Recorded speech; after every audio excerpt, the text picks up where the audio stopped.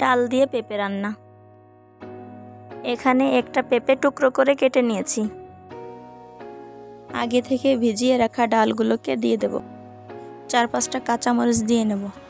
তারপর এটার ভিতরে পরিমাণ মতো পানি দিয়ে মিডিয়াম আঁচে এটাকে রান্না করে নেব, যতক্ষণ না সিদ্ধ হচ্ছে ততক্ষণ পর্যন্ত। পানিটা প্রায় শুকিয়ে এসেছে। এবার দেখে নেব পেঁপেগুলো কেমন সিদ্ধ হয়েছে। পেঁপেটা প্রপারলি সিদ্ধ হয়েছে এবং তার সঙ্গে ডালটাও ফুটে গিয়েছে।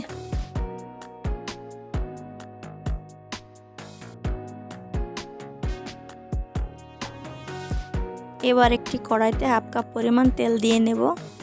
তার ভিতর দিয়ে নেব পেঁয়াজ কুচি, 2টো তেজপাতা, পরিমাণ মতো হলুদ এবং 1/2 স্পুন গোটা জিরা।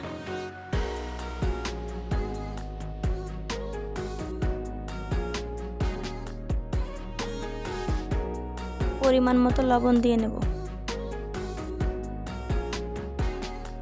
এবার এগুলোকে ভালো করে নেড়েচেড়ে ভেজে নেব।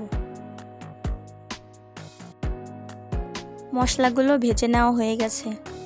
এবার এর ভিতরে আগে থেকে সিদ্ধ করা পেঁপে আর ডালটাকে দিয়ে নেব।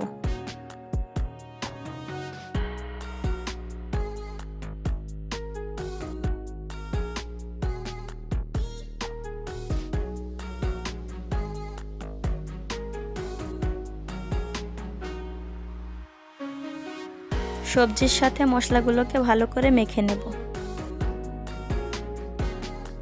আমি এখানে ভালো কালারের জন্য 1/2 স্পুন কাশ্মীরি মরিচের গুঁড়া নিয়েছি।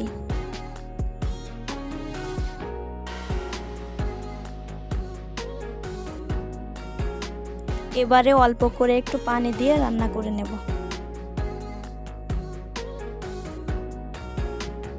এটাকে বাসায় তরকারি হিসাবে রুটি কিংবা পরোটার সঙ্গেও খেতে পারেন।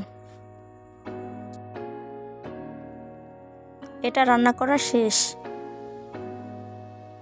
এভাবে পেঁপে আর ডাল রান্না করলে কালারটা অনেক সুন্দর আসে।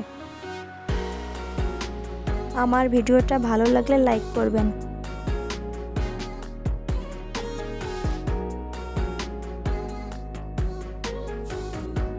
আবার দেখা হবে নতুন কোনো রেসিপির সঙ্গে।